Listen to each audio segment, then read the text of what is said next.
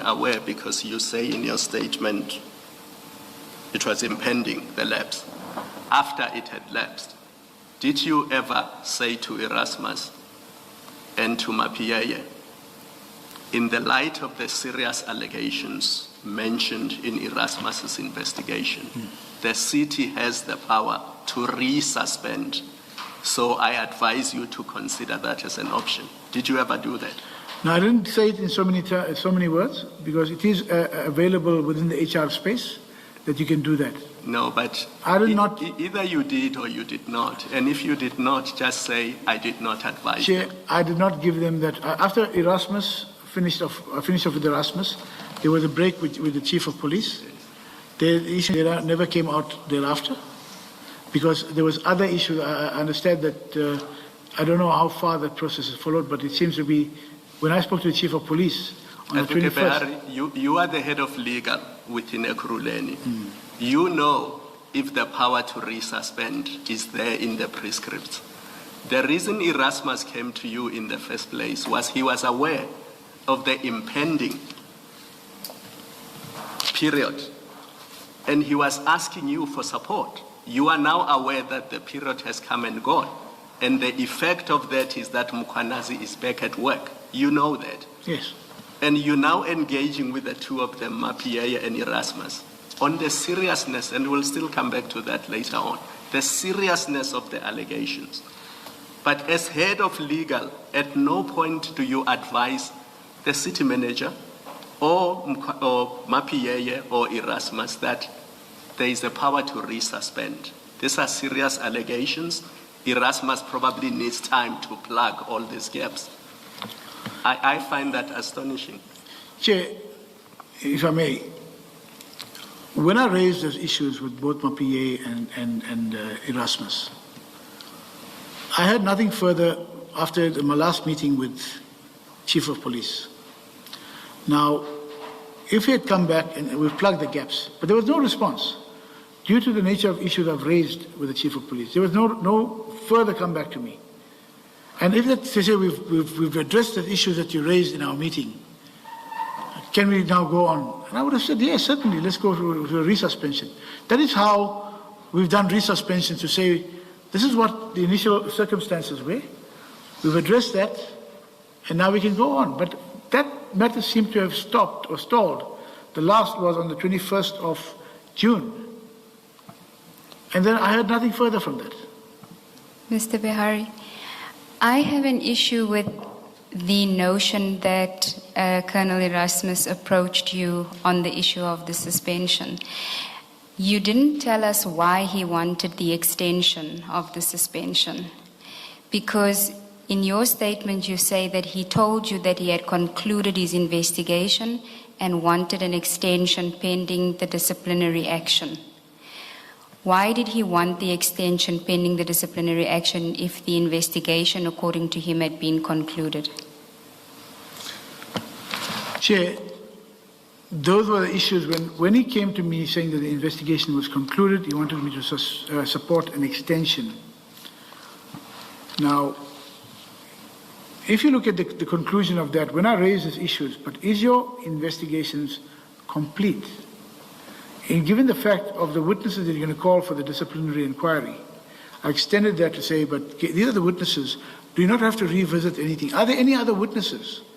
Do you have to get a statement from Mr. Jeff Weeks? Do you have to look at the engagements with Mwabe, Christine? So if those had been completed and returned to me, certainly we could have suspended. But anyway, I would have supported another suspension through the HR processes.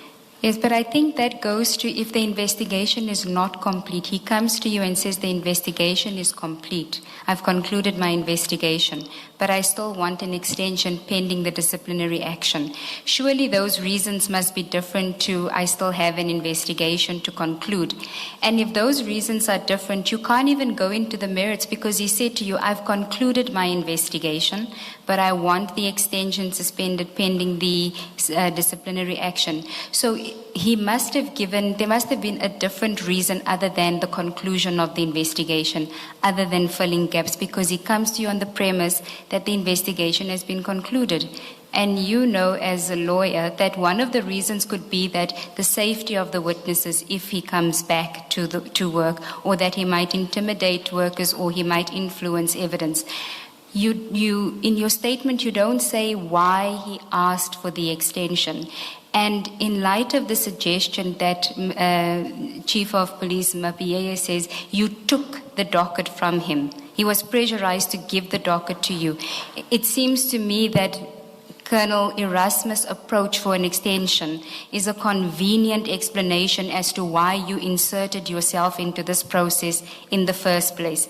Because he had no reason to ask you for the extension. We have no record of him even requesting the extension, and it would seem to me that he would go to someone else who had already been involved in the process, like the Chief of the Police or head of HR, to speak to them about the extension. So you aren't able to tell us what he asked you the extension for, what was the motivation for it, because the investigation was concluded. And all that you give him in response to that is gaps about an investigation that he told you has been concluded. And that is, I think, the difficulty that we have, is that you're not telling us why he came to you in the first place. It couldn't have been to finalize his investigation. Chair, Mr. Erasmus never came to me to grant an extension. He never came to me to grant an extension. He gave to me to say that the process of extensions is with the HR process. I need some comments to support that. And then I started, okay, Henny, is your case finished? You say, I see your report says investigation is complete on this day.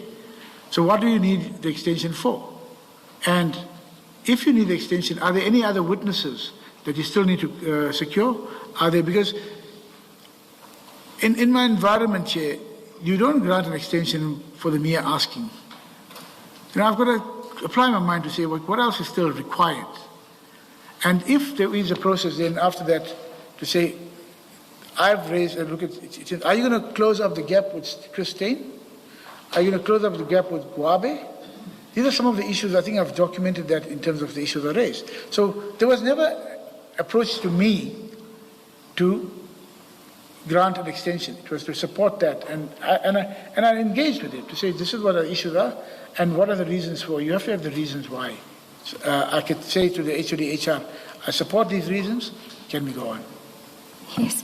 Mr. Bihari, in your paragraph 54, you say he came to you to seek guidance regarding the impending expiry of the precautionary suspension. So, in your own words, Yeah. that's why he approached you. It had to do with a suspension that was about to expire. And then you say he advised that he had concluded his investigation and wished to extend the suspension pending disciplinary action. So, you tell us that's what he came to speak to you about. You then, in the next following paragraphs, you tell us that you pointed out the gaps, what you say are the gaps. But you don't say to us, I then told him the extension can be extended. I mean, the suspension cannot be extended because of these gaps. You don't say that, no. Even though that's why he came to you. But there's a different point I want to make about it. It is, Colonel Erasmus tells you, I've completed my investigation. I want to keep this man on suspension. You raise issues with that, but you don't say to him, because you're going to investigate these gaps, while you deal with these gaps, extend the extension. You're the one that raises gaps. The owner of the case is satisfied that he's concluded his investigation. You raise issues, the absence of a statement from Jeff Wicks, absence of statement from Deputy Chief Mzolo. You say the content of DCP Gwabe's statement. I don't know why that is a gap to do with suspension. And then you say a letter from Christine indicating the acceptance of donated vehicles. I don't know what that has to do with the suspension, the extension of a suspension, but maybe I should put it more positively. I don't think it has anything to do with whether you extend or not. But the two that you say are absent, the statements. So you lead him on a path where you say, go find this, or these are issues. But you don't say to him, because you're going to be looking at these things, you should extend. You don't say that. Can you just explain that behavior? Yeah, I did not say to him that I will support the extension to the. I asked him to go. Have you dealt with these issues? And from there, he indicated that he understood he would address those issues. But I did not then say to him, no, I'll support your extension in the meantime, because it could have been that I should have done that. But I did not say I'll support your extension in the meantime. I said I'd like to speak to the Chief of Police as well to say that how can we finalize that. Because if you come back... I think that the problem, and what I'm asking you to explain, is when you say to him, go and close these gaps, how is it that you don't say to him, in the meantime, while you are looking at these gaps, you will extend, you should extend the suspension? I mean, that's why he came to you. He wants to extend the suspension. You raise problems to do with his matter, and then you don't say to him, because you're going to address, while you address these two issues, or these four issues according to you, then there should be an extension. You don't say that to him. And I'm asking you to explain the absence of that kind of advice to him after you pointed out gaps that he needs to go and investigate further according to you. Chair, when I guided, or for the guidance in the engagements with Erasmus, when I pointed out these issues to deal with, at that stage, Chair, when he came to me, I did not have to say, what are the grounds for further extension of this process? Because you said to me your investigations are complete. Yes, I opened certain issues and to go that. So knowing that there could have been a resuspension when it was finalized, I then did, in fact, yes, I did not deal with it totally. Instead of saying to him, I've guided you in this way, maybe I ought to have done that. But I did not do it at that stage. It's not even a maybe to me, at least how I think about it. It seems to be the logical conclusion, should have been the logical conclusion of your discussion, because the reason he comes is, what do I do? His suspension is about to expire. I need to talk to you about that. You don't advise him on that. You are silent about that. Instead, you give him problems, right? You say to him, go address these gaps. And I'm saying to you, it seems to me, it seems to me that the logical conclusion of this conversation, where you have pointed out problems, would and should have been, no, you don't have a good reason to to extend the suspension, or in the light of these further investigations, and I suggest it should be the latter, in the light of these further investigations that I'm indicating to you, that in itself is a ground to extend. You should extend it before it expires. I don't understand how you did not advise on this that he approached you about, especially where the only advice, or reasonable advice rather, let me say, would have been, in the light of the issues I've raised with you, you do have a reason to go and extend the suspension. Chair, I believe at that stage it would be premature for me to have done that, to have supported the extension. And then by that time I understood from him there was already an extension request to the HR department. But he was coming to me to give that added aspect. And for me, I believe it will be premature until we finalize those issues that I had raised. So I didn't proceed that way.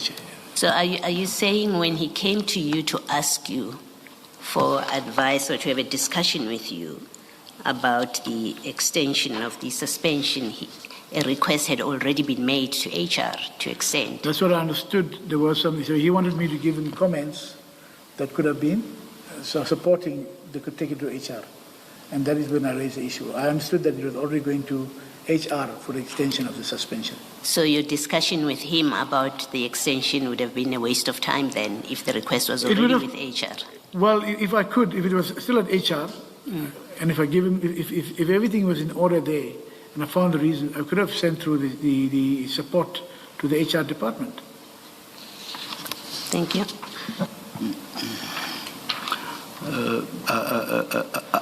I'm confused right now. Let me start here. Did I understand you correctly before my co-commissioner started engaging you? Did I understand you correctly that in response to Ms. Siegel's Ncube, you said Colonel Erasmus had not come to you for advice? I thought I heard you say so. He's not come to me for the extension. He's come to me to deal with the guidance. He had not come to you for advice on the extension. No, he's not come to me for an extension. I think that is where I understood to talk about an extension itself. But he had come to me for advice to look at how we could support the extension to the HR process.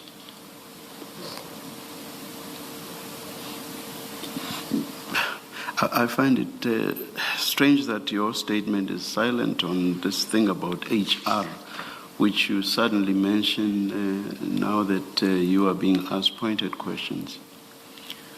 Your statement is quite detailed. It's one of the longest we have had in this commission. It's 44 pages long, quite detailed on all the subjects. There is no mention at all of HR. You suddenly mention HR when we question you for not having given advice to Colonel Erasmus on what he had come to you about, which was guidance regarding the impending expiry of the suspension.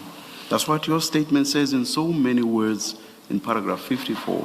He had come to you to seek guidance on the impending expiry of the suspension. Now we ask you questions around why you never gave that advice. Now you suddenly say, no. With regard to the extension of the suspension, that was a process that was before HR, and therefore I did not have to give advice. How is that so when your statement is so detailed? Chair, how is it that your statement does not mention AR? Chair, Would I be unfair if I suggest to you that you are suddenly mentioning HR because you are faced with difficulties? Because now you cannot tell us why you did not advise Colonel Erasmus on what you had come to him about, or rather, on what he had come to you about. Chair, at the time Colonel Erasmus came to me, there was already a process for the extension pushed through to HR. He wanted me to give him some supporting comments and advice that I could support it to HR, to the HR HOD. That is where the extent is when I raise the issue. So for me to support anything without having the full details. And your statement says nothing about any of that insofar as it relates to HR. It says nothing about that. You only mention it for the first time when we question your failure to advise him on what he, in your own words, had come to you about. That's when you mention HR for the first time. Yes, it gives you a way out. You try to get away from the difficulty facing you by suddenly mentioning HR. I suggest to you, Mr. Bihari, that you are mentioning HR for the first time because you cannot answer the questions we are putting to you about your failure to advise Colonel Erasmus on what he had sought your advice. Chair, I hear you, but I cannot support that. I respect that fact that Erasmus came to me on the way to HR for the approval of that. Okay. I then raised the issues which I said to you, if I'm going to support an extension, these are the issues that need to be addressed. I did not have, at that stage, any information, and I believed it to be premature to me to even look at supporting a suspension. That was the process already going through. So yes, my statement doesn't deal with HR because I've dealt with what I was dealing with Erasmus. This has come through now in terms of when we engaged, there was a process for extension because the extension of the suspension would have had to be before the end of, sometime toward the end of May.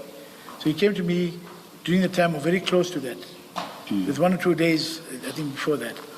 So if I'd asked for any further information and extended that, I understood it, but it was a process on its way to HR. So my apologies if I didn't, in my statement, deal with it. But that is the process there at HR. I was in the way to say, so please, can you support this? I raised issues on what. And what you raised as gaps, were these even gaps?